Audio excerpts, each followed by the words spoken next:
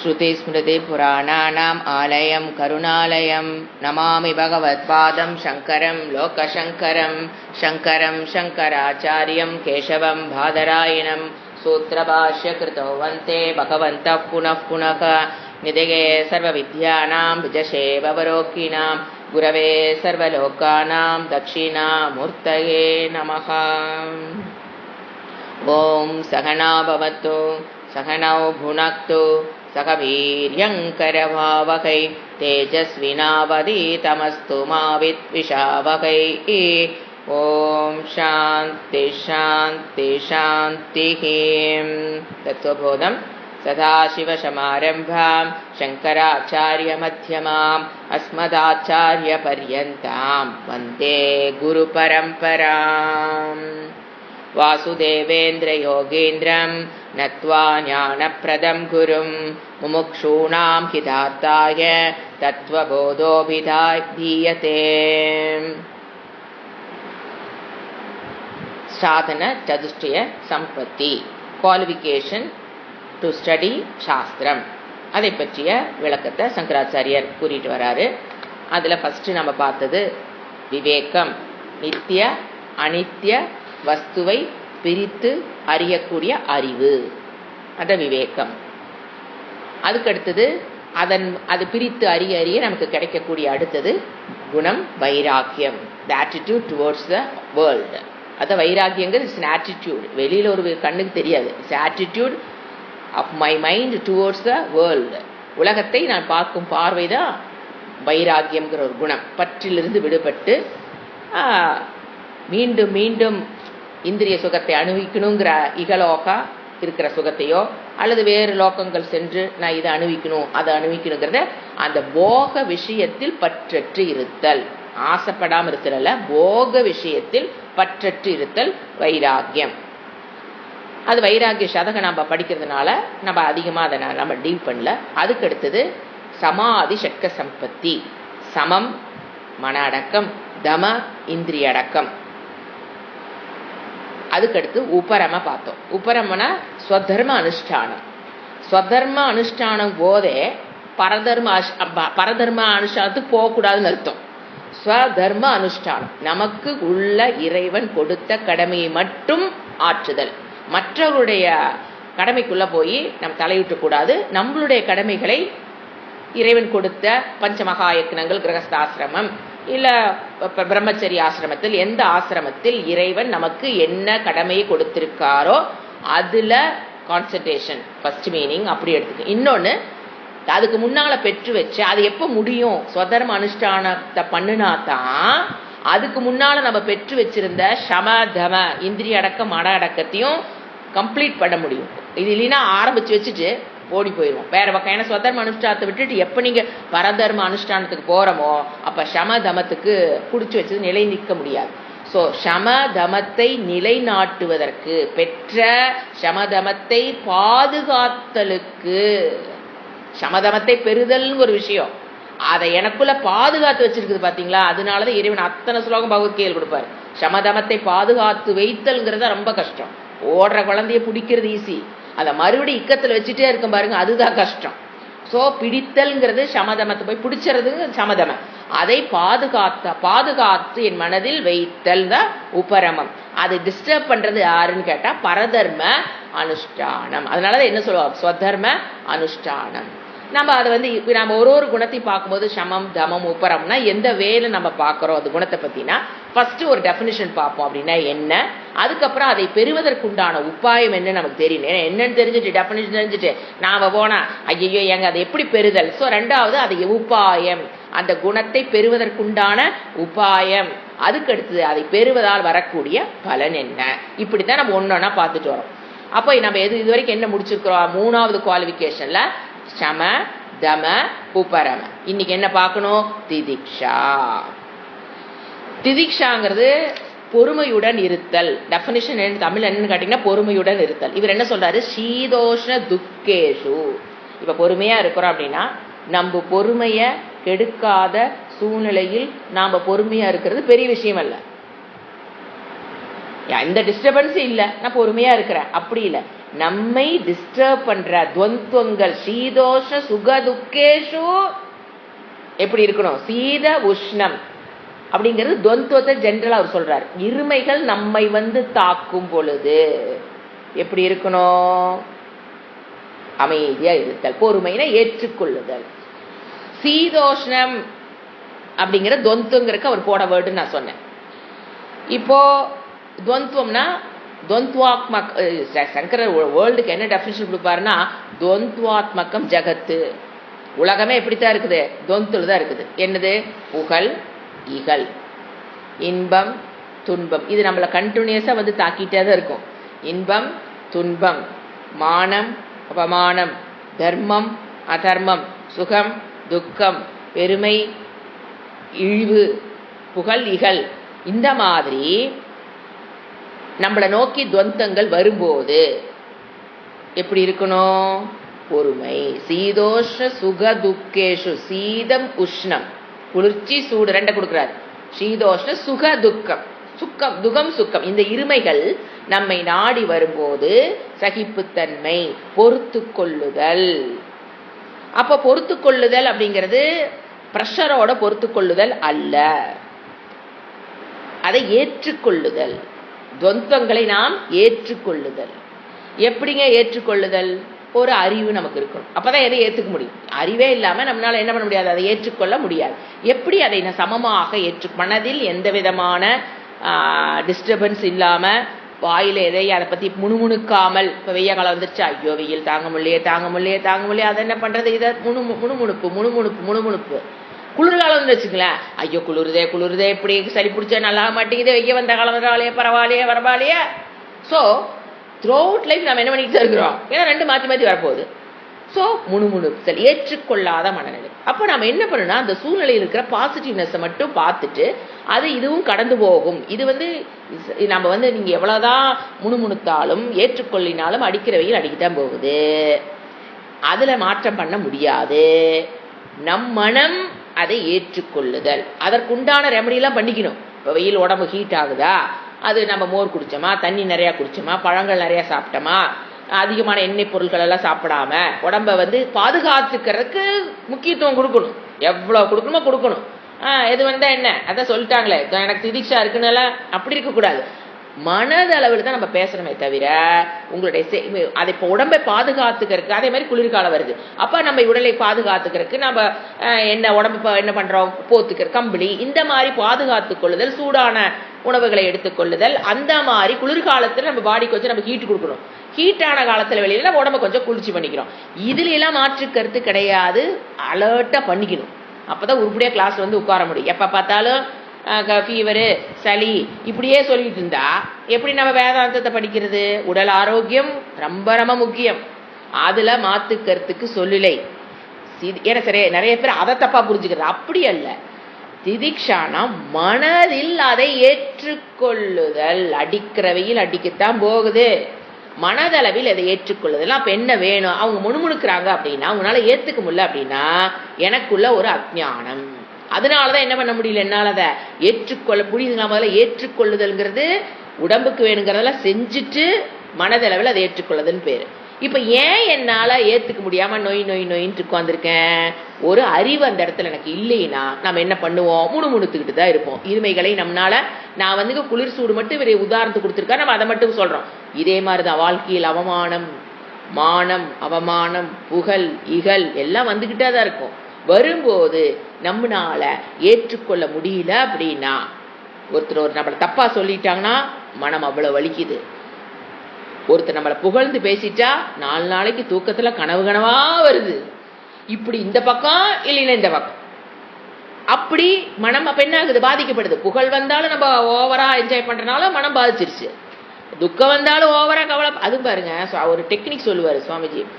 அதாவது சுகம் வரும் பொழுது எந்த அளவுக்கு மனதை அவன் டிஸ்டர்ப் பண்ணிக்கிறானோ, ஹை ஏன்னா சுகம்னா ஐ தானே போறோம். ஒரு புகழ், ஒரு பெருமை, ஒரு மானம், ஒரு நமக்குள்ள வரும்போது எந்த அளவுக்கு நீங்க மேல மனதை ஏத்துறீங்களோ, அந்த அப் அண்ட் டவுன், இந்த கர்வ் போடுவாங்க பார்த்தீங்களா மேக்ஸ்ல, கிராஃப், அந்த மாதிரிதான்.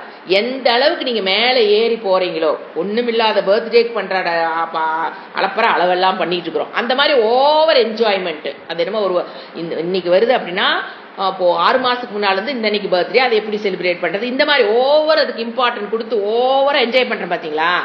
எந்த அளவுக்கு மேலே ஏறுறமோ அந்த குழந்தை ஒரு துக்கம் வரும்போது அந்த அளவுக்கு கீழே இறங்கும்.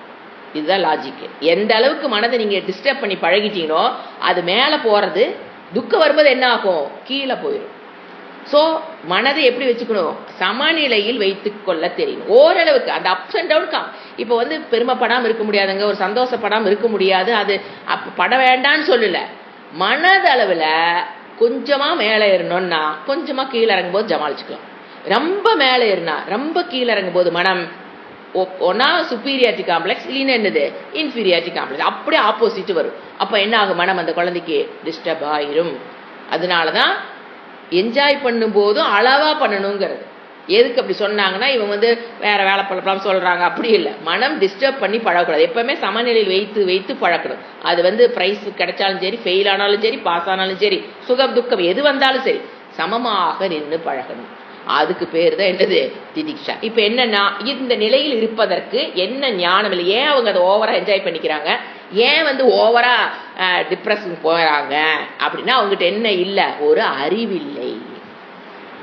சாஸ்திரம் அந்த அறிவை கொடுக்குது, இறைவன் நமக்கு அந்த அறிவை, இந்த அறிவை உள்ள வாங்கிட்டீங்கன்னா நீ ஓவராவும் ஆடமாட்ட, ஓவராவும் அப்ப ஓவரா ஆடலினாவே ஓவரா கீழே போக வேண்டிய சூழ்நிலை உனக்கு வராது. அது மனதனுடைய நேச்சர். அது அப்படிங்கும்போது என்ன அறிவு, இப்போ பிறப்பை பற்றிய அறிவு, கர்மத்தை பற்றிய அறிவு, பிராரப்தத்தை பற்றிய அறிவு, சஞ்சித்த கர்மத்தை பற்றிய அறிவு, ஆகாமி கர்மத்தை பற்றிய அறிவு கொடுக்கப்பட வேண்டும். அப்ப அந்த அறிவு தனியா இருக்குது, அனுபவம் தனியா இருக்குது, ரெண்டையும் இணைச்சு புரிஞ்சுக்கணும் வாழ்க்கைய. இப்ப பிராரப்தம் அப்படிங்கிறது, சஞ்சித்தம்ங்கிறது இவ்வளவு பல வருடங்களாக நான் பெற்று வச்ச, இது இன் டீட்டெயில் அந்த தத்துவபோதத்துல பார்க்க போறோம். இன் ஷார்ட்ல நான் சொல்றேன். இதுக்கு முன்னால எத்தனை ஜென்மம் எடுத்தோமோ மனித சரீரம், அதுல இருக்கிற சஞ்சித்த மூட்டைங்கிறது ஒரு கர்மா, பிளஸ் அண்ட் மைனஸ், புண்ணியம் பாப்ப மூட்டை. அதுல இருந்து நம்ம இப்ப எடுத்துட்டு பிறந்திருக்கோம். பிறக்கும் போது 90% அந்த மூட்டையிலிருந்து புண்ணியத்தை எடுத்துட்டு வந்தா நாம் இந்த உலகத்துல இருக்க மாட்டோம். தேவதை லோகத்துக்கு இந்திரனோட அளவு சொல்லிட்டு குட் மார்னிங் சொல்லிட்டு வேலை போல போடிட்டு இருக்கோம். 90% புண்ணியத்தை எடுத்துட்டு வந்தா குட் மார்னிங் சொல்றது இந்திரனுக்கு தான். அதுல 90% பாப்பத்தை எடுத்துட்டு வந்துட்டோம்னா, அந்த மூட்டையிலிருந்து எடுத்துட்டு வந்தோம்னா அதோ சரீரம், புல்லாய் பூடாய் விலங்குகளா தாவரமாக நாம பிறந்திருப்போம். எடுத்துட்டு வந்தது 50% புண்ணியம், 50% பாப்பம் எடுத்துட்டு வந்திருக்கோம். 50% புண்ணியம் பழுக்கும் போது வாழ்க்கையில சுகம் வரும். 50% பாப்பம் பழுக்கும் போது என்ன வரும், 50னா தினம் காலையில இருந்து சாயங்காலம் வரைக்கும் நம்மள தூக்கத்திலிருந்து எழுப்புறதே யாருதான், பிராரப்தம். என்னென்ன நீ என்ஜாய் பண்ணணுமோ அதுக்கு உனக்கு டைம் வந்துருச்சு, எந்திரி. அந்த கேப் தான் தூக்கமே. பிராரப்தத்தில் கிடைக்கிற நடுவில் கிடைக்கிற கேப் தான் என்னது, தூக்கம். சில பேர் அதுவும் வர மாட்டேங்குது. பிராரப்துக்கு 2 பிராரப்துக்கு நடுவில் இருக்கிற தூக்கம் என்ன ஆயிருது, வர்றதில்லை.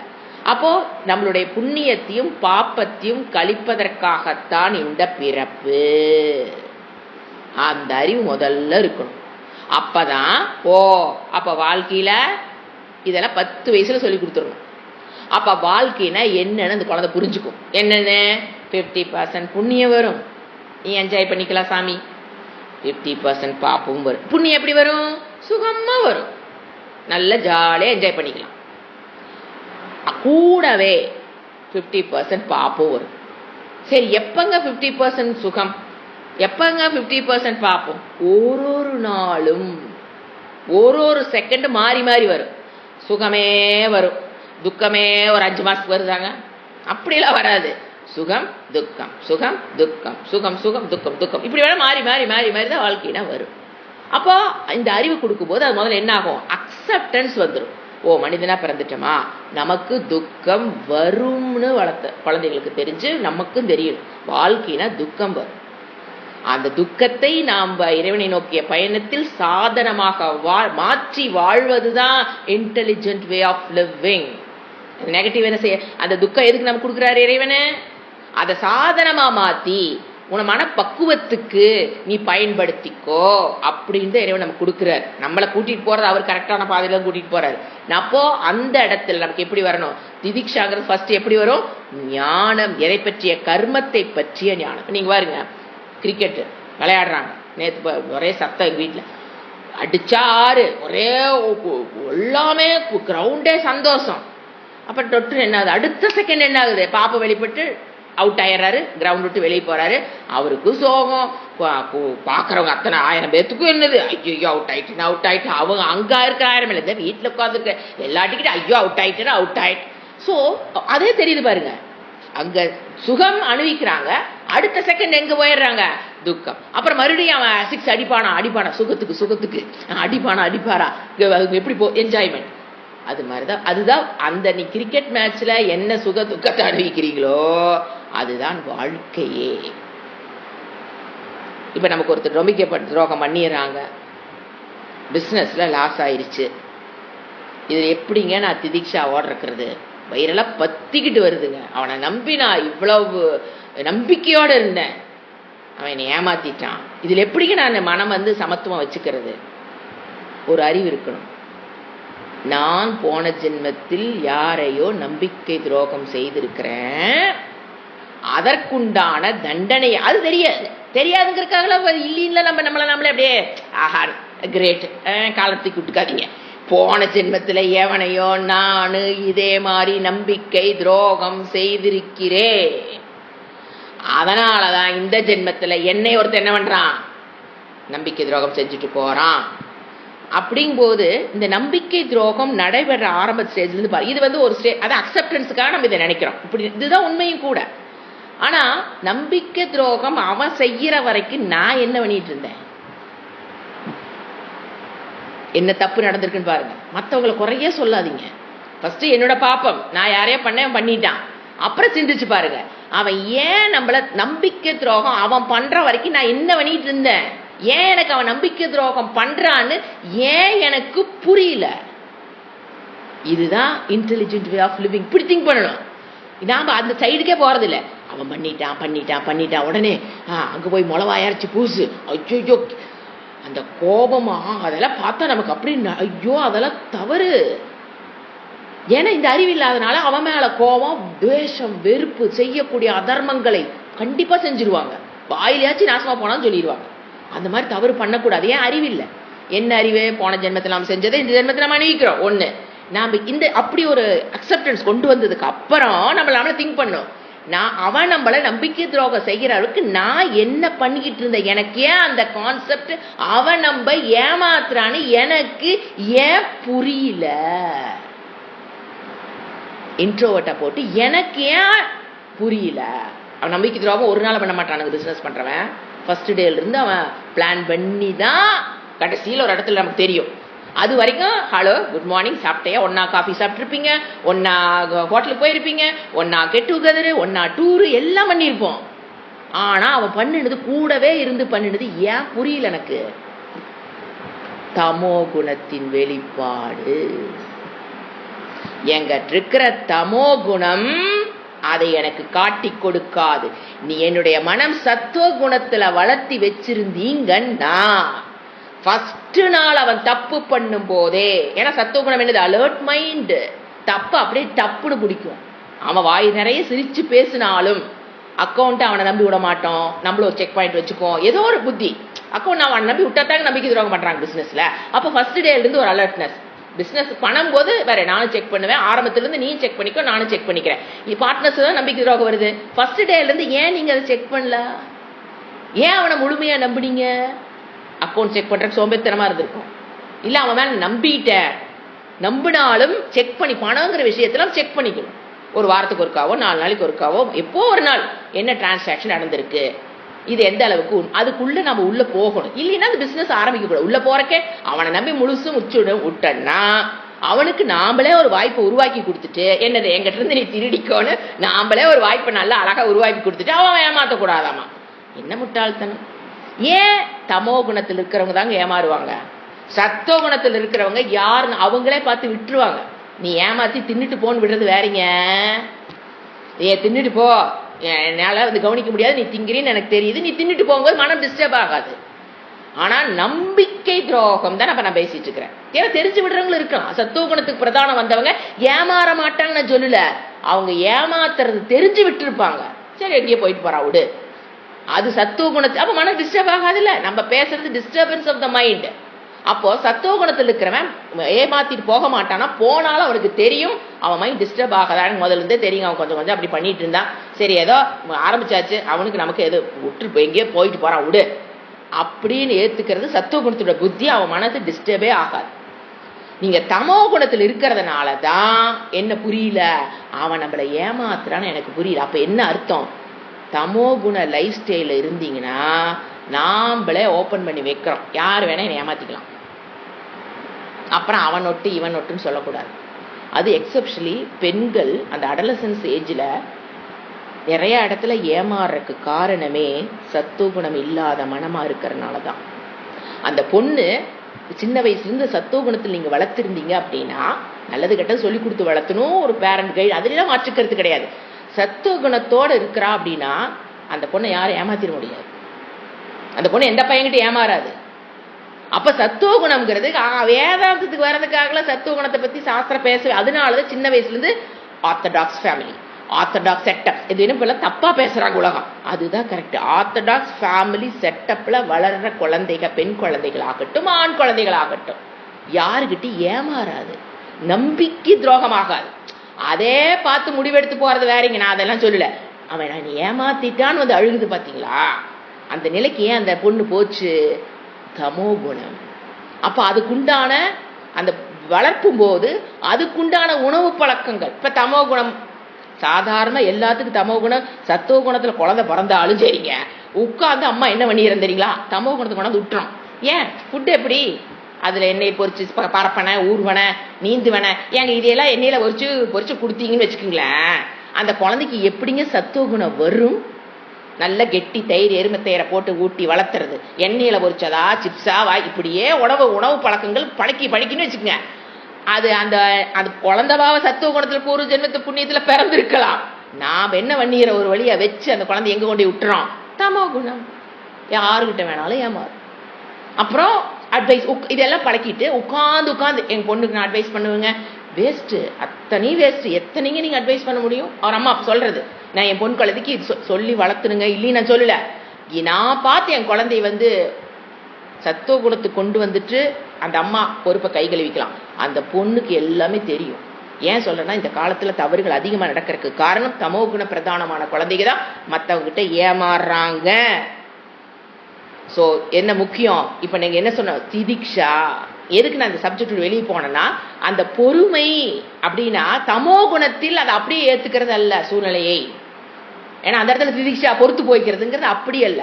சத்துவ குணத்தில் இருந்து இருமைகள் நம்மிடம் வரும்போது, ஏன்னா ஒரு வேர்டு ஆட் பண்ற காத்து இப்ப நான் சொன்னேன். நான் சத்துவ குணத்தில் இருந்து முதல்ல மனசு அங்க வச்சுக்கணும்.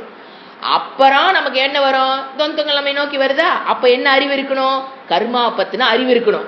எதே பிராரப்தம் சுகதுக்கம், அது டெய்லி நம்மள வந்து ஃபேஸ் பண்ணும். அதை நாம அதற்குண்டான முயற்சியை செய்யணும். அடுத்த பாயிண்ட், இப்ப நம்ம ஒரு துக்கம் வருது, அதிலிருந்து விடுபடுவதற்கு என்னென்ன முயற்சி உன்னோட உடலால பண்ண முடியுமோ, மனதினால் பண்ண முடியுமோ 100% பண்ணிட்டு அது சரியாகிற காலம் வரைக்கும் நீங்க முயற்சி பண்ணிட்டீங்க. தலைவலி வந்துருச்சு, மாத்திரை போட்டோன்னே தலைவலி நல்லவாங்க போகும். அது சரியா இருக்குன்னு ஒரு டைம் எடுக்குதா இல்லையா? அந்த பெயின் இருந்து ரிலீஃப் ஆகிறதுக்கு ஒரு டைம் எடுக்குது இல்லைங்களா? அந்த டைம்ல பொறுமையாக இருத்தல். ஏன்னா சில பேர் தமோ குணத்துல பொறுமையா இருக்கிறது, அது தவறு. சத்துவ குணத்தில் இருந்து தொந்துவங்களை பற்றிய ஞானத்தை பெற்று இருமைகள் என்னை நோக்கி வரும்போது அதற்குண்டான ரெமடி எல்லாம் பண்ணிட்டு அப்புறம் அது சரியாகிறதுக்கு ஒரு காலம் எடுக்கும். ஏன்னா இப்ப வந்து ஒரு நோய்க்கும் பாத்தீங்கன்னா அந்த மெடிசனுக்கும் அந்த கியூரிங் டைம் இருக்கும். அந்த காலம் வரைக்கும் மெடிசின் மட்டும் இல்ல, உதாரணத்துக்கு சொல்ல எந்த ஒரு பிரச்சனையா இருந்தாலும் அது சரியாக கொஞ்சம் காலம் ஆகும். அது வரைக்கும் முயற்சி செய்துட்டு அந்த முயற்சியோட பலன் கிடைக்கிற வரைக்கும் பொறுமையாக இருத்தல். கிளீனா புரிஞ்சுக்கணும். ஏன்னா தமோ குண திதிக்ஷாவை சாஸ்திரம் சொல்லலை. யார் என்ன தப்பு பண்ணாலும் சரி, வீட்டுக்காரர் வேலைக்காரங்க வராங்க, நீங்க ஒரு இடத்துல 1000 ரூபாய் பணம் வச்சிருக்கீங்க, அவங்க பாவம் நீங்க ஓப்பனா எங்க நம்ம தப்பு அங்க வைக்க கூடாது, அவங்க எடுத்துட்டாங்க, சரி போச்சு அது போ. அது தமோ குணத்தில் வருகிற திதிக்ஷா, அது கூடாது. அதைத்தான் டிஃபரன்ஷியேட் பண்ணி நான் காட்டுறேன். அப்படி அந்த அந்த ஏன்னா நான் பொறுமையாங்க எடுத்து போறாங்க விட்டுட்டேங்க, அது அல்ல. அந்த அந்த பொறுமை அல்ல, நான் ஏத்துக்கிறேன். அது சோம்பேறித்தனத்தில், இப்ப புரியுதுங்களா? சோம்பேறித்தனத்தில் வருகிற பொறுமை அல்ல, சத்துவ குணத்தில் இருந்து பெறுகிற பொறுமை. ஸோ அப்போ இதனால என்னன்னு கேட்டீங்கன்னா, எப்போ அந்த சகிப்புத்தன்மை வரும்? நமக்கு ஒருத்தர் கஷ்டம் கொடுக்குறாங்க அப்படின்னா வெறுப்பு வராமல் நாம் அவங்கள ஏற்றுக்க முடியும். அப்பதான் நம்பிக்கை துரோகம் பண்ணுங்க மேலே எவ்வளோ வெறுப்பு வருது. இல்லைன்னா ஏங்க மிளகாய் போய் அரைக்கிறாங்க, அங்கே வர மிளகாய் வச்சு அவ்வளவு மனசுக்குள்ள எப்படி இருக்குது வெறுப்பு. இந்த திதிக்ஷா இருந்ததுன்னா, சத்துவ குணத்தில் இருக்கிற திதிக்ஷா, புரிஞ்சுங்களா? தமோ குணத்தில் அது இருந்ததுன்னா நம்ம என்ன பண்ண முடியாது? நிதானமாக கிரிட்டிக்கல் ஸ்டேஜ் லைஃப்ல வரும்போதும் நிதானமாக இருந்தால் வெற்றி நிச்சயம். இல்லைன்னா கிரிட்டிக்கல் ஸ்டேஜ் நம்மளால தாண்ட முடியாது. திதிக்ஷா இல்லைன்னு வச்சுக்கோங்க, கிரிட்டிக்கல் ஸ்டேஜில் எல்லா தப்பும் பண்ணி வச்சிருவோம். ஏதாவது செய்யக்கூடாதா அதெல்லாம் செஞ்சு, ஏதாவது பேசக்கூடாதா அதெல்லாம் பேசி, எல்லாத்தையும் போட்டு என்ன பண்ணிடுவான்? வெற்றி தோல்வி அங்கே நிச்சயம். ஸோ ஒரு மனிதன் வாழ்க்கையில் வெற்றி பெறுவதற்கு என்ன இருக்கணும்? திதிக்ஷா. இப்போ அதை பெறுவதற்குண்டான உபாயத்தில் ஃபர்ஸ்ட் எடுத்து நான் சொல்லிட்டேன். என்னது? அறிவு. அந்த திதிக்ஷாவை பெறுவதற்கு முதல்ல நமக்கு என்ன வேணும்? கர்மத்தை பற்றிய அறிவு. இது எப்படி வரும் அப்படிங்கிறத கர்மத்தினாலதான் இது வருது, இதுக்கு முற்றுலி போட்டது நான் தான். வரும்போது ஏத்துக்கிறது. கஷ்டமான சூழ்நிலை வந்துருச்சு, வேற வழி இல்லை, இதில் நாம் தப்பிக்க முடியாது என்பதை உணர்ந்து அதுக்குண்டான ரெமடிக்கு போயிடும். நம்ம இதுக்கு என்ன நான் முயற்சி பண்ணி இதுல இருந்து விடுபடுவதற்கு நான் என்ன பண்ணணும்? புரியுதுங்களா? தவறை மற்றவர்கள் செய்கிற தவறை என்ன சொல்லுது கண்டுக்காம இருக்கிறது பொறுமை அல்ல. அவர்கள் திருத்துவதற்கு ஒரு வாய்ப்பை கொடுக்கணும். இந்த இடத்துல பொறுமைன்னு உட்கார்ந்துருக்க கூடாது. தப்பு நடக்குதா தப்புன்னு சொல்லிடணும். அதுக்கப்புறம் அவங்க திருந்துறாங்களா திருந்தலையா, நம்ம அது தப்பு நடக்கிற இடத்துல நம்ம ஒரு அது ரெஸ்பான்சிபிள் பர்சனாக இருந்தோம்னா அந்த இடத்துல சொல்லிட்டு அமைதியா இருந்துக்கும். அது நம்ம மனதுக்குள்ள வெறுப்பாகவோ கொண்டு போக கூடாது. ஏன்னா ஒண்ணு லாஜிக் என்ன தெரியுங்களா? பழி வாங்குதல் என்பது வீரமல்ல. மற்றவர்கள் தவறை சொல்லிட்டு பொறுமையா காத்திருக்கும் பாத்தீங்களா, அவங்க திருந்துற வரைக்கும் வாய்ப்பு கொடுத்து உட்கார்ந்துருக்கும் பாத்தீங்களா, அதுதான் வீரம், அதுதான் தைரியம். பழி வாங்குறது என்ன கிடையாது என்னைக்குமே வீரம் அல்ல. கோழை தான் பழி வாங்குவான். தமோ குணத்தில் இருக்கிறவங்க தாங்க பழி வாங்குற முயற்சிக்கே போவோம். ரத்தோ குணத்துக்கு வந்தவங்களாம் பழி வாங்குற முயற்சிக்கு நம்ம போக மாட்டோம். நம்பிக்கை துரோகம் ஒருத்தன் பண்ணியிருந்தாலும் நான் போறேன் பழி வாங்குறதுக்கு போறேன்னா தமோ குணத்தினுடைய உச்சம். ஸோ இதுக்கு என்ன பண்ணணும் பாத்தீங்கன்னா, இந்த தமோ திதிக்ஷா வர்றதுக்கு கஷ்டமான சூழ்நிலைகள் வரும்போது உடனே பரிகாரத்தை நோக்கி ஓடக்கூடாது. அதுல இருந்து சீக்கிரமா தப்பிக்கிறதுக்கு அந்த கஷ்டத்தை ஏத்து பழகணும். இது முதலே நான் சொல்லியிருப்பேன். சின்ன சின்ன கஷ்டங்களை குழந்தைகளுக்கு நமக்கு கொடுத்து நம்மளுக்கு நாமே கொடுத்து பழகிக்கணும். அப்போ பெரிய கஷ்டம் வரும்போது மனம் ஈஸியா தாண்டிடும். இப்பெல்லாம் என்ன சொல்றோம்? கஷ்டமே வராத வாழ்க்கையை கொடு இறைவா. இறைவனா பாத்துங்க, சின்ன சின்ன கஷ்டங்களை கொடுத்து இதுல ப்ரிப்பேர் ஆயிக்கோ, பெருசா ஒரு கஷ்டம் வரும்போது நீ ரெடி ஆயிக்குன்னு அவர் சின்ன சின்னது முத கொடுக்குறாரு.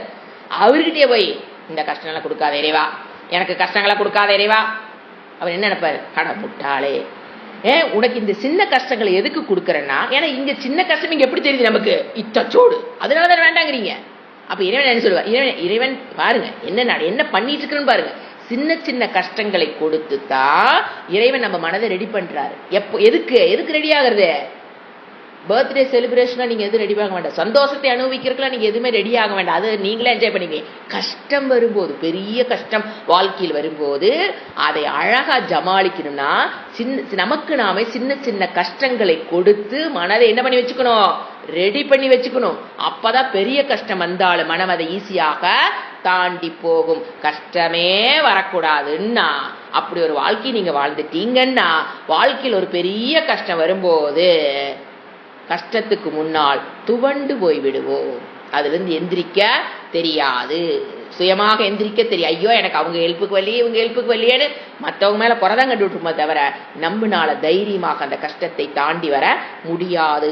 ஸோ எப்பவுமே அதுக்கு தான் விரதம் கொடுத்து பழகிறது. நம்மளை நாமளே வருத்திக்கிறது. சாப்பிடாம இருக்கிறது, ஏகாதசி விரதம், இங்கே நடந்து போகிறது, இந்த மாதிரி நம்ம உடலுக்கு ஏன் கஷ்டம் கொடுத்து பழக்கிற லைஃப் ஸ்டைல் கொண்டு வந்தாங்கன்னு கேட்டிங்கன்னா, காலையில் 4 மணிக்கு எந்திரிக்கிறேங்க ஃபஸ்ட்டு கேட்டிங்கன்னா அதாட்ட கஷ்டம் உலகத்தில் எதுவுமே இல்லை. ஆனால் இன்னைக்கு வந்து நம்ம அதை ஒரு ஆனந்தமாக அந்த டைம் அனுபவிக்க கற்றுக்கிறதுக்கு அப்புறம் அது பிரச்சனை இல்லை. ஃபஸ்ட் டே எப்படி இருந்தது? 5 மணிக்கு கிளாஸா, ஐயோ 6 மணிக்கு வர தூக்கத்தில் விட்டுட்டு என்னத்தை இவங்க கொடுக்க போகிறாங்க அடப்பா. அதில் கல்ட டிக்கெட் நிறையா. தூக்கத்தை விட முடியும். ஐயோ அந்த டைமுக்காக வராதவங்க நிறைய பேர். நல்லா இருக்கு, ரெக்கார்டிங் மட்டும் நான் கேட்டுக்கிறேன். ஆனால் அந்த 6 மணி தூக்கத்தில் என்னால் விட்டு கொடுக்க முடியாது. எந்த குணம் காமிக்குது அதெல்லாம்? ஸோ அந்த ஃபர்ஸ்ட் அந்த கஷ்டமா தோன்ற காலத்தில் சொல்றேன். இப்போ நான் உங்களை சொல்ல, ஏன்னா எல்லாம் வந்து பழகிட்டீங்க. இனிமேல் வந்து கஷ்டம் சொன்னா திருப்பி எனக்கு திருப்பிங்க எங்க கஷ்டங்க, நாங்களும் ஜாலியாக வந்து வந்திருக்கோம், நீங்க தான் கஷ்டம். ஆரம்பத்தில் அப்ப பாத்தீங்களா அந்த கஷ்டத்தை கொடுத்து பழக்கும் போது இப்ப எதை அனுபவிக்கிறோம் நாம? ஆனந்தமான ஒரு ஆனந்த வகுப்பை கவனிக்கிறீங்கன்னு நினைக்கிறேன், நானே நினைச்சிட்டு சொல்றேன். ஸோ அந்த கஷ்டத்தை தாண்டி வரணும்னா நமக்கு நாமளே என்ன பண்ணிக்கணும்? கஷ்டத்தை கொடுத்து பழகிக்கணும். அதுதான் வந்து உங்களுக்கு திதிக்ஷாவை கொடுக்கும். பெரிய பெரிய கஷ்டங்கள் வரும்போது நமக்கு பொறுமையாக, இது எப்படிங்க பழகிறது? பொறுமையா இருந்துதான் பொறுமையை பழகணும். ஒரே நாள்ல அந்த பொறுமையெல்லாம் பழக முடியாது. பொறுமையா இருந்து எதை பழகணும்? பொறுமையை பழகணும். நம்ம எப்பவுமே கஷ்டத்தை விரும்பி ஏற்றுக்கொள்கிற மனம் வந்துட்டா போதும். எந்த கஷ்டம் வந்தாலும் சிரிக்க வேண்டாம். நான் சொல்றது எனக்கு கஷ்டம் வந்துருச்சுன்னு சிரிக்கிறது லூசு. கஷ்டம் வந்ததுன்னா இதை தாண்டி பழகணும். இறைவன் கொடுத்திருக்காரு, நாம் இதை தாண்டி பழகணும். சரிங்களா? அப்போ விரும்பி கஷ்டத்தை ஏற்றுக்கொண்டோம் என்றால் விரும்பாத பொழுது வரும் கஷ்டத்தை சுலபமாக ஏற்றுக்கொண்டு விடுவோம். இதான் லாஜிக். விரும்பி நீங்க கஷ்டத்தை ஏத்து பழகி உங்க மனசை பழக்கிட்டீங்கன்னா விரும்பாத போது ஒரு கஷ்டத்தை சுலபமாக என்ன பண்ணிக்கலாம்? ஏற்றுக்கொள்ளலாம். இதுதான் சீக்ரெட் ஆஃப் சக்சஸ். இதனுடைய பலன் என்ன? இதெல்லாம் உபாயம் டெஃபினிஷன் பார்த்தாச்சு, அதுக்கு உண்டான உபாயம் பார்த்தாச்சு. இப்ப இதனால என்னங்க எனக்கு இந்த ஒரு குணம் இருந்ததுன்னா எந்த இடத்துல முயற்சியை விட மாட்டோம். ஒரு கோல் பிக்ஸ் பண்ணிடுவாங்க, அதுக்கு உண்டான முயற்சி செய்ய ஆரம்பிப்போம். அப்புறம் என்ன பண்ணிடுது? அடப்போ முயற்சி செய்ய, அந்த முயற்சியை நடுவில் விட மாட்டோம். எந்த கஷ்டம் வந்தாலும் வாழ்க்கையில் எந்த கோலை பிக்ஸ் பண்ணாமோ அதை அடையிற வரைக்கும் முயற்சியை கைவிட மாட்டோம். சாத்தியத்தை அடைகிற வரைக்கும் முயற்சியை கைவிட மாட்டோம். எப்போ? திதிக்ஷான்னு ஒண்ணு இருந்ததுன்னா. அதுதான் சுவாமி சொல்வார், கிணறு 100 அடியில தண்ணி இருக்குது, இவன் தோண்ட ஆரம்பிச்சுட்டான், 95 அடியும் தோண்டிட்டான், இன்னொரு 5 அடி போனா நீரு. ஆனா என்ன வந்துடும்? அடப்போ இனிமேல் எங்க வரப்போகுது, சரி இன்னொரு பக்கம் போடு, அங்க ஒரு 5 அடி 10 அடி, அப்புறம் இன்னொரு பக்கம் 10 அடியில் அங்க ஒரு டயர்ட் ஆயிரும். 80 அடி 70 அடி 10 குழி தோண்டி இருக்கலாம், தண்ணி வராது. ஏன்? ஒரு இடத்துல 100 அடி பொறுமையா தோண்டினா தண்ணி பார்த்துருக்கலாம். 50 அடி 40 அடி 20 அடி இல்ல அங்க ஓடு இங்க ஓடுனா தண்ணிய ஆயுசுக்கும் பார்க்க முடியாது. தோண்டிக்கிட்டே இருக்கு. அதை பாருங்க, வெட்டி முயற்சி அதெல்லாம். ஆனா வெளியே சொல்லும்போது நான் அவ்வளவு முயற்சி பண்ணேன், இவ்வளவு முயற்சி பண்ணேன். பொறுமையோடு முயற்சி. புரிஞ்சுங்களா? அப்ப திதிக்ஷா என்னன்னு முயற்சி பண்ணணும், பொறுமையோடு. அது ரிசல்ட் கிடைக்கிற வரைக்கும் பொறுமையாக, நீரை கண்ணுல பாக்குற வரைக்கும் ஒரே குழியில என்ன பண்ணிட்டு இருக்கணும்? நோண்டிட்டு இருக்கணும். இங்க 50 குழி, நான் 50 அடி, அங்க ஒரு 40 அடி 30 அடினா ஆயுசுக்கு அவன் தோண்டிக்கிட்டே இருக்கலாம், கண்ண தண்ணியை பார்க்க முடியாது. அடுத்தது தியானம் ரொம்ப ஹெல்ப். தியானத்துக்கு இந்த திதிக்ஷா ரொம்ப ஹெல்ப் பண்ணும்.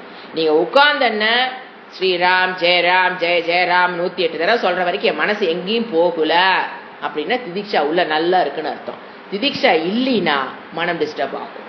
ஸோ தியானத்துக்கு இது ரொம்ப ஹெல்ப்ஃபுல்லா இருக்கும். திதிக்ஷா வயசு ரெண்டுமே ஒண்ணுக்கு ஒண்ணு ரிலேட் ஆனது. அடுத்தது சொல்லவே வேண்டாம், மனம் விருதமான பலமடை.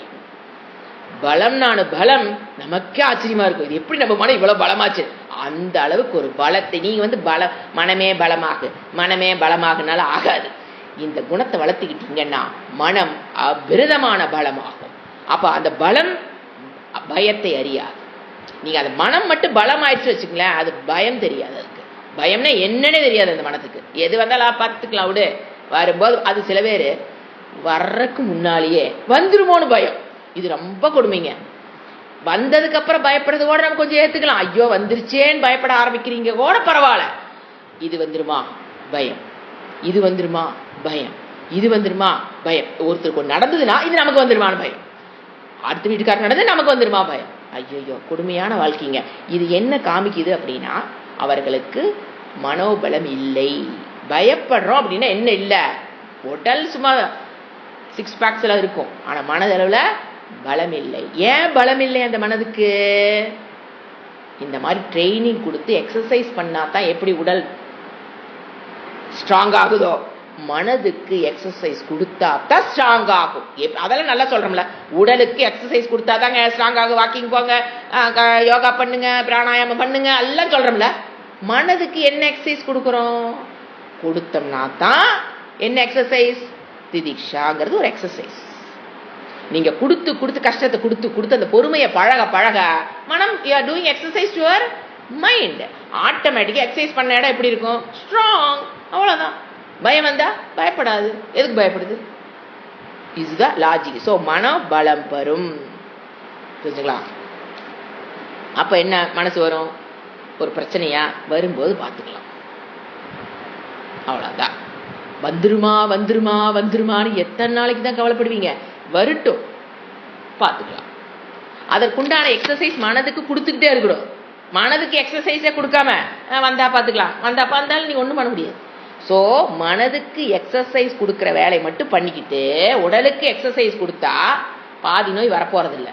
வந்தாலும் உடம்பு என்ன பண்ணும்? எடுத்து போராடும். அதுதான் உடலுக்கு என்னவோ அதே தான் மனதுக்கு. இதுதான் என்ன சொன்ன, இது வரைக்கும் என்ன பார்த்தோம்? திதிக்ஷா. அடுத்தது ஸ்ரத்தா. ஸ்ரத்தானா குரு வேதாந்த வாக்கியேஷு ஸ்ரத்தா. நம்பிக்கை. எதுல நம்பிக்கை வைக்கணும்? குரு அவரு சொல்ற வேத வாக்கியங்கள்.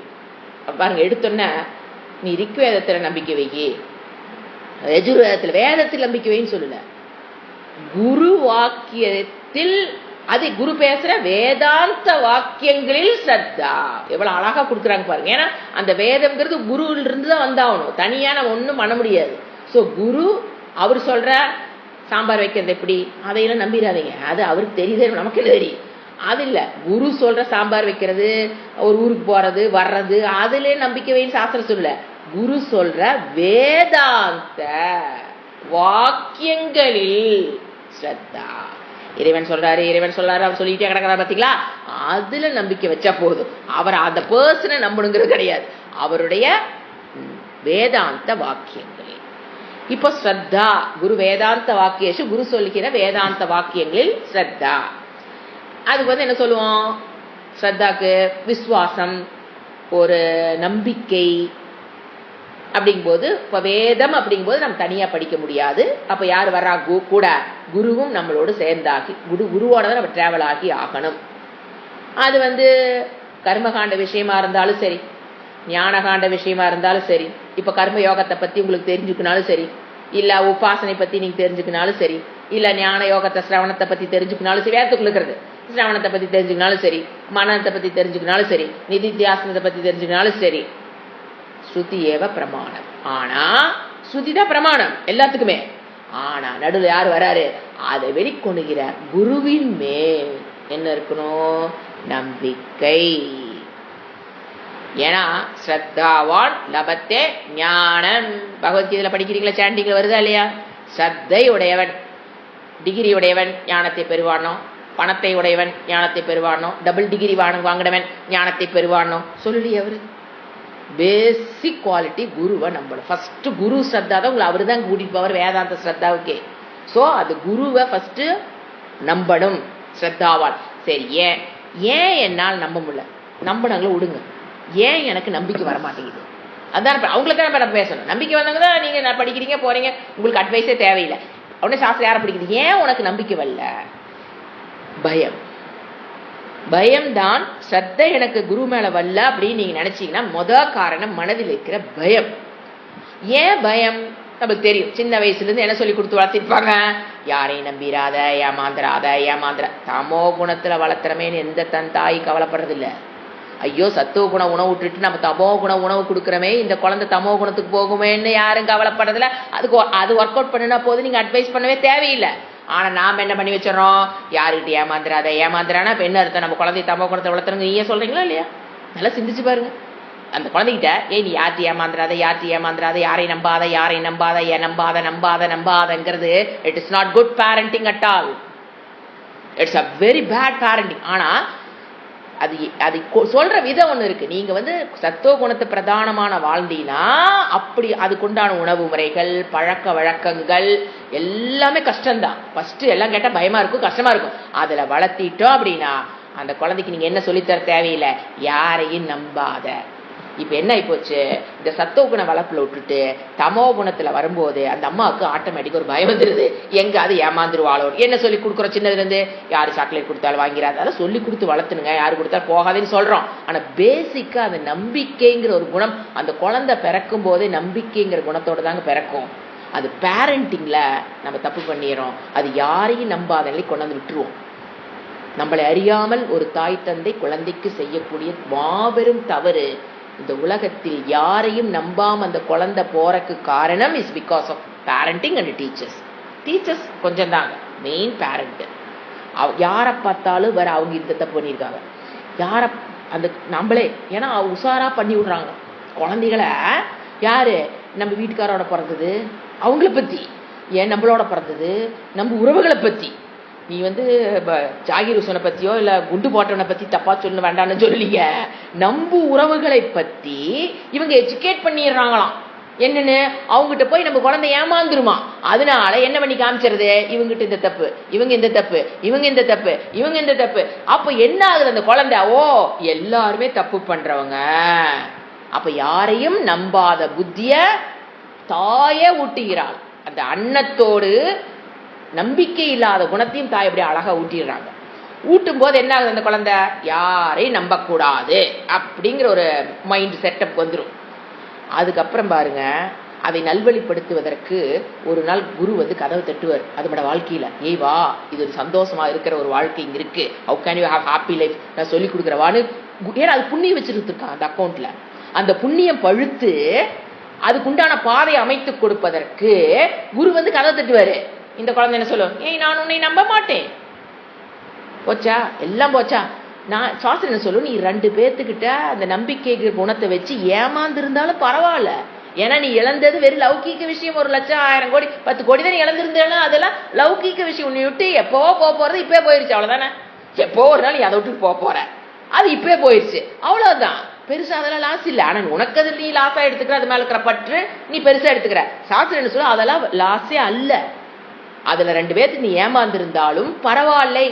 நம்பிக்கைங்கிற குணத்தை நாம இழந்து விடக்கூடாது. ஏன் அப்படி இருந்தோம்னா தான் குரு கதவை தட்டுற அன்னைக்கு நம்ம திறந்து வைக்க முடியும். மனதளவில் திறக்கிறதுங்க, பிசிக்கலா நான் சொல்லல. தட்டும் போது அந்த குழந்தை கதவை டக்குன்னு திறந்துருச்சுன்னு வச்சுக்குங்க, அதுமட வாழ்க்கை சூப்பரா இருக்க போகுது. நம்மள என்ன சொல்லி கொடுத்தாலும் அந்த ஆனந்தத்தையோ ஆனந்த பிராப்திய துக்க நிவர்த்தியை நம்மளால கொடுக்க முடியாதுங்க குழந்தைக்கு. அப்போ குருவை நம்பாம போறதுக்கு காரணம் பயம். ஸோ அப்ப பாருங்க, தட் இஸ் இன்டெஃபினட் லாஸ் அந்த குழந்தைக்கு. அது வாழ்க்கையில ஒருத்தட்ட 10 லட்சம் ஏமாந்துருக்கலாம், 20 லட்சம் நீங்க ஏமாந்துருக்கலாம், அதெல்லாம் ஃபினிட், அதுலதான் லாஸ். குரு கதவை தட்டும் போதோ அல்லது வேதத்துல உட்கார்ந்து படிக்கும் போது அதுக்கு நம்பிக்கை வரலைனா it is indefinite loss of this birth.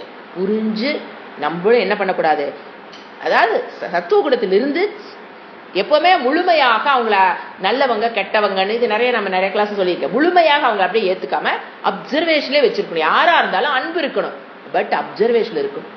எவ்வளவு நல்லவங்க அப்படியே கண்மூடி நம்பிக்கை கூடாது. அவங்க எப்ப வேணாலும் வாய்ப்பு கிடைக்கும்போது தவறு பண்ணலாம், தப்பே பண்றவங்க வாய்ப்பு கிடைக்கும்போது நல்லது பண்ணலாம்.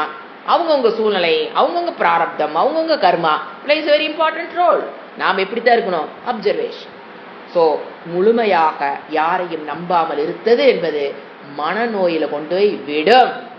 இன்னைக்கு main psychological problem of the kids என்னன்னு கேட்டீங்கன்னா, யாரையும் நம்பாம இருக்கிறனாலதான் அதுங்களுக்கு மெயின் சைக்கலாஜிக்கல் ப்ராப்ளமே வருது. நீங்க போய் டாக்டர்கிட்ட போய் பேசி பாருங்க. இது சாஸ்திரம் எப்பவே சொல்லிருச்சு, அவங்க இப்ப போர்டு போட்டு சொல்லி கொடுத்துட்டு இருக்காங்க, அவ்வளவுதான். யாரையும் நம்பாமல் இருக்க-கூடாது. அப்போ குழந்தை யாருக்கும் ஏமாறக்கூடாதுன்னா சாத்திய குணத்துல வளர்த்துங்க, அதோட உங்க வேலை முடிஞ்சுது. அதையெல்லாம் யாரும் ஏமாத்த முடியாது. எந்த கொம்பை வந்தாலும் சாத்திய குணத்தில் நீங்க வளர்த்திட்டீங்க அப்படின்னா. இதுக்கு ஒரு உதாரணம் ஒன்று சொல்லணும், என் வாழ்க்கையில் நடந்தது. இப்போ எனக்கு தெரிஞ்ச ஒருத்தர், அவர் பார்த்தீங்கன்னா யார் பணம் கேட்டாலும் கொடுத்துருவார். இந்த கோயிலுக்கு, இந்த ட்ரஸ்ட்டுக்கு, இது நல்ல செல்வந்தர், யார் என்ன கேட்டாலும் கொடுப்பார். அப்போ அவங்க ஒய்ஃப் சொல்லிக்கிட்டே இருப்பாங்க, ஏங்க நீங்கள் கொடுக்குற 10 பேர்த்து கொடுத்தீங்கன்னா 9 பேர் உன்னை ஏமாத்துறாங்க, 8 பேர் மெஜாரிட்டி உங்களை ஏமாத்துறாங்க, எதுக்கு இப்படி கொடுக்குறீங்க? கரெக்டான கேள்விதானே. கஷ்டப்பட்டு சம்பாரிச்சு கண்டவனுக்கு அவன் ஆண்டவன் கொண்டு போய் யாராவது யூஸ் பண்ணுறான்னு நம்மளுக்கு தெரியும், இவருக்கும் தெரியும். நம்மக்கிட்ட கோயிலுக்குன்னு வாங்கிட்டு போயிட்டு அவன் பர்சனலுக்கு யூஸ் பண்ணிட்டா கோயிலுக்கு கொடுக்கலிங்கிறது இவருக்கு நியூஸ் வந்துடும். அதெல்லாம் அப்போ ஒய்ஃபுக்கு வரும்போது இவருக்கு வராதா என்ன? அப்போ நான் கேட்டேன் அவர்கிட்ட, ஏங்க இப்படி வாங்கிட்டு போகிறவங்க இப்படி ஏமாத்துறான்னு உங்களுக்கு தெரியுமா? ஏன்னா தெரியாமல் இருக்கிறதுக்கு நமக்கு தெரியும், அவங்களுக்கு தெரியாமல் இருக்கிறதுக்கு வாய்ப்பு இல்லைன்னு நமக்கு தெரியுது. அப்போ நான் கேட்குறேன், ஏங்க இப்படி அவங்க சொல்கிறாங்க ஒய்ஃபு, பாருப்பா இப்படியே கொடுத்து இவர் சம்பாதிக்கிறதெல்லாம் போய் நல்லவனு கொடுத்தா கூட பரவாயில்ல, இப்படியெல்லாம் போகிறாங்க அப்படின்னு 3 பேர் பேசும்போது அவங்க சொல்கிறாங்க. இப்போ நான் கேட்குறேன், ஏங்க இப்படி அப்படின்னு. அவர் சொன்ன பதில் இருக்கு பாருங்க சாமி, இது நடந்து ஒரு 30 வருஷம் இருக்கும். அவங்க சொன்ன பதில், இல்லை மதி 10 பேர் என்னை கேட்குறாங்க, அதில் ஒருத்தன் உண்மையான காரணத்துக்காக வந்திருப்பான், 9 பேர் என்னை ஏமாத்திருக்கலாம், அது எனக்கு பிரச்சனையே இல்லை. அவர் என்ன சொல்லுவாருங்க, சம்பாதிச்சுல 2% தான் கொடுத்துட்டு இருக்கிறேன் பாரு, ஒய்ஃப் தேவையில்லாமல் கவலைப்படுறா, நான் அந்த மாதிரி இல்லை 10%, 100 ரூபா சம்பாதிச்சுனா 10 ரூபா தான் நான் கொடுப்பேன். அதில் லிமிட் வச்சுக்கிட்டார் அவர், சம்பாதிச்சுலாம் வாங்கிலாம் கொடுக்கல, 100 ரூபா சம்பாதிச்சா 10 ரூபா கொடுத்துறதுன்னு வச்சுட்டார். இப்போ 10 பேத்துக்கு 1 ரூபா கொடுக்குறான்னு வச்சுக்கலேன். அவர் என்ன லாஜிக் வச்சிருக்காருன்னா, 9 பேர் என்னை வாங்கிட்டு அந்த 1 ரூபாயை வாங்கிட்டு ஏமாற்றி போயிருக்கலாம், ஆனால் அந்த ஒருத்த வர்றான் பாரு, என்னை முழுமையாக நம்பி நான் கொடுத்தா அவனோட வாழ்க்கை சுபிக்ஷமாயிரும், இந்த பெரிய பிரச்சனையிலேருந்து நம்பிக்கலான்னு ஒருத்த வரான் பாரு, நான் கொடுக்க கூடாதுன்னு முடிவு பண்ணா அவன் உண்மையான லாஸ் ஆவான். அந்த ஒருவனுக்காக நான் 9 பேர்த்திட்ட ஏமாந்தாலும் பரவாயில்லன்னு கொடுக்குறாருன்னு சொன்னார் பாருங்க. அப்பா அதெல்லாம் லைஃப்ல அப்படியே லைவா நான் சொல்றேன்னா எனக்குள்ள அவ்வளோ ஒரு தாக்கத்தை, ஓ இப்படி கூட இருக்குதா, அதனால எனக்குள்ள பெரிய லாஸ் இல்லை, என் அக்கௌண்ட்ல அது புண்ணியமா வரப்போகுது, வந்துட்டு போகுது. 9 பேர்த்திட்ட ஏமாறுறன்னு தெரிஞ்சு கொடுக்குறாரு பாருங்க. ஏன்னா அது 10வது ஆளை பாக்குறாரு அவரு. அவன் உண்மையான ஒருத்த நம்மகிட்ட நிற்கும் போது அவனுக்கு நான் கொடுக்க முடியாத சூழ்நிலையை நானே என்ன பண்ணிக்கிறேன், உருவாக்கி கொள்கிறேன். இது தவறு. அதனால 9 பேர் ஏமாத்தினாலும் சரி, 9 ஏமாத்தினாலும் சரி, அந்த 6 ஆள் வர்றான் பாரு, அவனுக்காக நான் கொடுக்கிறேன். உண்மைதாங்க. இதெல்லாம் அந்த காலத்துல அவங்க பிலாசபி படிச்சுட்டுல இதெல்லாம் சொல்லலீங்க, அவங்க வயசாயிடுச்சு இப்பெல்லாம். பிலாசபி படிச்சுட்டு அவங்களுக்குள்ள பாருங்க எவ்வளவு ஒரு அந்த அறிவு, சுயமாக சிந்திக்கக்கூடிய அறிவு. அவன் ஒருத்த ஏமாந்துடக்கூடாது. ஸோ எதுக்கு சொல்ல வந்தனா, இது உலகமே ஏமாற்றுதுங்கிறது தவறான கொள்கை. யாரையும் நம்பாதேங்கிறது உங்களை கொண்டே சைக்கலாஜிக்கல் இஷ்யூல கொண்டு விட போகுது. என்ன சொல்லலாம், இன்னைக்கு சொல்றீங்களா என்னமோ டிப்ரெஷன் அது இது, அதுல தான் கொண்டு போய் விட போகுது தவிர you cannot have a happy life. யாரையும் நம்பலின்னு வச்சுக்கலேன், டெஃபினட்டா எழுதி வச்சுக்க, you cannot have a happy life. நீங்க எல்லாத்தையும் நம்பி 2 பேர்த்து ஏமாந்துருந்தா கூட பரவாயில்ல, நம்பிக்கை இல்லைன்னா சைக்கலாஜிக்கல் ப்ராப்ளம் அவங்களை ஹாப்பியா இருக்க விடாது. ஸோ இங்க நமக்கு வருவது என்னன்னா, அறிவை கொடுக்கக்கூடிய கருவியில் நம்ம என்ன வைக்கணும், இப்போ நம்பிக்கை. இப்போ அறிவை கொடுக்கக்கூடிய கருவியில் நம்பிக்கை தான் பெரியவன் சொல்றார். சங்கராச்சாரிய சொல்றது, உனக்கு அறிவை இது ஜெனரல் ஸ்ரத்தா, அறிவை கொடுக்கக்கூடிய கருவியில் நம்பிக்கை வைங்குது சாஸ்திரம். ஏன்னா இது புரிஞ்சாதான் இது புரியும். அப்ப அறிவை கொடுக்கக்கூடிய கருவி, இப்ப கண்ணு எனக்கு அறிவை கொடுக்குது. ஏங்க நான் கண்ணெல்லாம் நான் நம்புற மாதிரி தெரியலீங்களே. எப்போ உங்க கண்ணு கொடுக்கிற விஷயத்துக்கு செகண்ட் ஒப்பீனியனுக்கு நீங்க போகலையோ, பக்கத்துல இருக்குங்களே, ஏங்க என் கண்ணு இது கருப்பா காமிக்குது, உங்களுக்கு எப்படி காமிக்குது, செகண்ட் ஒப்பீனியன்.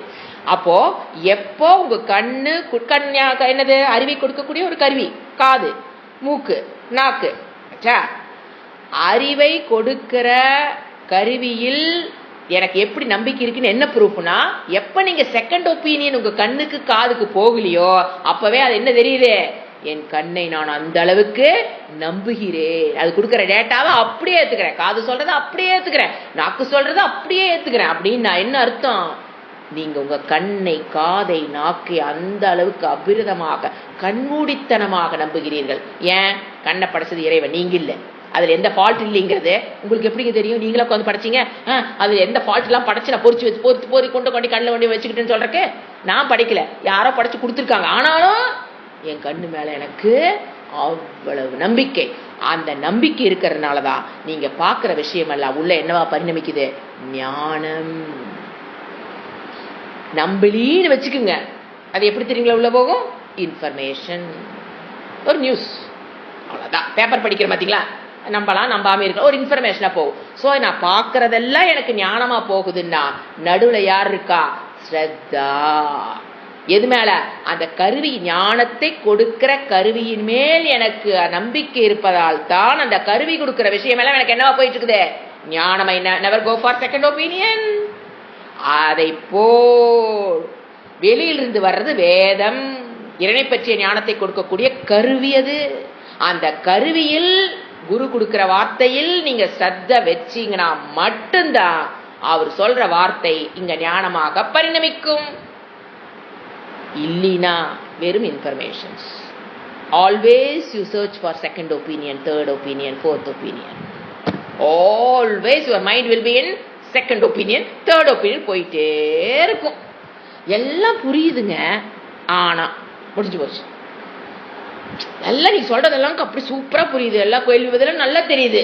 ஆனா அந்த ஒரு பட்டுன்னு ஒரு வேர்டு வந்துருச்சுன்னா இன்னும் நம்ம போற தூரம் அதிகமா இருக்கே தவிர, தூரம் இன்னும் இருக்குன்னு புரிஞ்சுக்கணுமே தவிர சாஸ்திரத்திலேயோ குருவிலையோ குற்றம் கண்டுபிடிக்க கூடாது.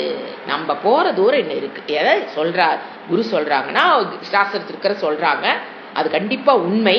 ஆனா எனக்கு இன்னும் என்ன ஆகல, அது எட்டிலை, புரியலை. அப்ப புரியறதுக்கு பாதை எடுத்து வைப்போம். இல்லைன்னா என்ன ஆகும்? ஸ்ரத்த இல்லைன்னு வச்சுக்கோங்க, சாஸ்திரத்தையும் நம்ப மாட்டோம், அது சொல்ற குருவையும் நம்ப மாட்டோம். இன்னொன்னு இருக்கு, கூஸ்ரத்தான்னு சொல்லுவோம். நான் சொல்றேன், குரு ஏத்துக்கிட்டீங்க, 100% ஏத்துக்கிட்டீங்க, தூக்கி இது ஒயிட் கலருங்கிறேன். குரு சொல்லிட்டார், இது ஒயிட்டா தான் இருக்குமோ, எழுதி வை, அதையும் நோட்ஸ் எழுதி வை, ஒயிட் கலர் பென்சிலை தூக்கிக்க சொல்லக்கூடாது. என்ன தெரியணும்? ஏங்க நீங்க காமிக்கிறது பிளாக்குங்க, அது குருவா இருந்தாலும் யாரா இருந்தாலும் நீங்க காமிக்கிறது என்னன்னு சொல்ல தெரியணும், பிளாக் தான். அப்ப என்ன? கண்மூடித்தனமான குரு சொல்றாங்கிறதுக்காக எல்லாத்தையும் நம்பிக்க கூடாது. என்னங்க நம்புங்கிறீங்க, நம்பாதீங்கிறீங்க, என்னதான் போட்டு இப்படி குழக்கிறீங்க? என் புத்திக்கு அது சரியாகும் வரை நான் என்ன பண்ணணும்? புரிஞ்சுதா? என் புத்தி இன்டெலெக்ட் அதை ஏத்துக்கணும். சும்மா கண்மூடித்தனமாக விசாரம் செய்யாமல் சொல்லிட்டாருங்கிறதுக்காக அப்படியே ஆமா ஆமா ஆமா ஆமா இல்ல, கண்மூடித்தனமாக எதையும் நம்பக்கூடாது. விசாரம் செய்து அவங்க சொன்னதுல அர்த்தம் இருக்குன்னு ஏத்துக்கிறதுக்கு பேர் தான் ஸ்ரத்தா. அடுத்தது அஸ்ரத்தா. கூஸ்ரத்தானா எது சொன்னாலும் அப்படி நம்பக்கூடாது.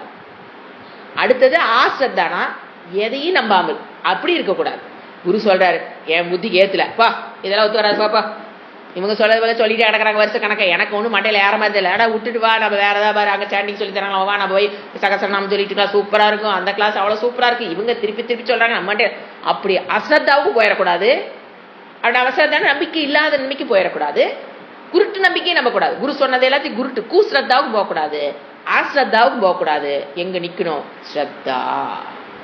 அப்ப என்ன முடியுது? எனக்கு இப்ப புரியல சாஸ்திரம் சொல்றது. அப்ப என்ன மனநிலை இருக்கணும்? சாஸ்திரம் சொல்றது உண்மை, ஏன்னா அது அனைத்தும் இறைவன் கூறியது, இந்த ஆளு கூறினதல்ல, இறைவன் கூறினது தான் இவ சொல்லிட்டு இருக்கிறாங்க. அப்படிங்கும் போது நம்பிக்கை வந்துடும், பக்தி இருந்ததுன்னா. அப்போ அவங்க சொன்னது எனக்கு புரியல. சில பேர்த்துக்கு பாத்தீங்கன்னா சொன்ன விதம், சில பேர்த்துக்கு ஒரு விஷயத்த 2வது தடவை சொல்லும்போது ஈஸியா புரிஞ்சுக்குவாங்க, 3வது தடவை சொல்லும்போது சில பேருக்கு ஈஸியா, ஃபர்ஸ்ட் டைம் புரியாது. அப்போ எனக்கு இன்னும் திருப்பி நான் கேட்கணும். அப்போ எனக்கு அதுக்குள்ள நான் அதை கேட்டு அது சொல்ற விஷயம் சரின்னு ஃபிக்ஸ் பண்ணிக்கணும். எனக்கு இன்னும் புரியலிங்கிறத ஏத்துக்கணும். 2 பெரிய விஷயம். சொல்றது சரின்னு ஏத்துக்கணும், எனக்கு இன்னும் புரியலின்னு ஏத்துக்கணும். அப்ப என்ன பண்ணுவோம்?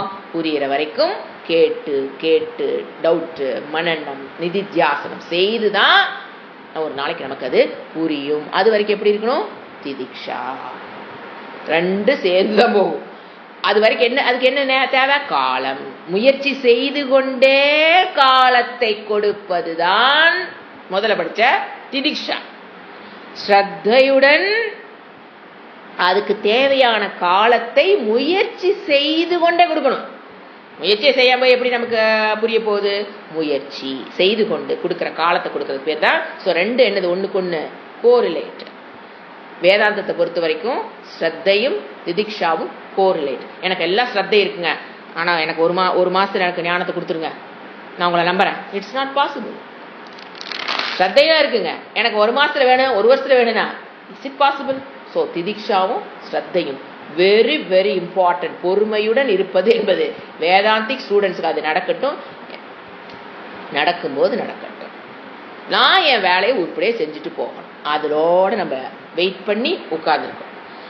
அதை விட இன்னொன்று வேதாந்த ஒரு சொல்லி, ஏன்னா ஆஸ் அ ஸ்டூடெண்ட்ஸ் நேற்று ஒருத்தர் பேசிக்கும்போது நான் அதை எனக்கு சொல்லக்கூடிய வாய்ப்பு கிடைச்சது.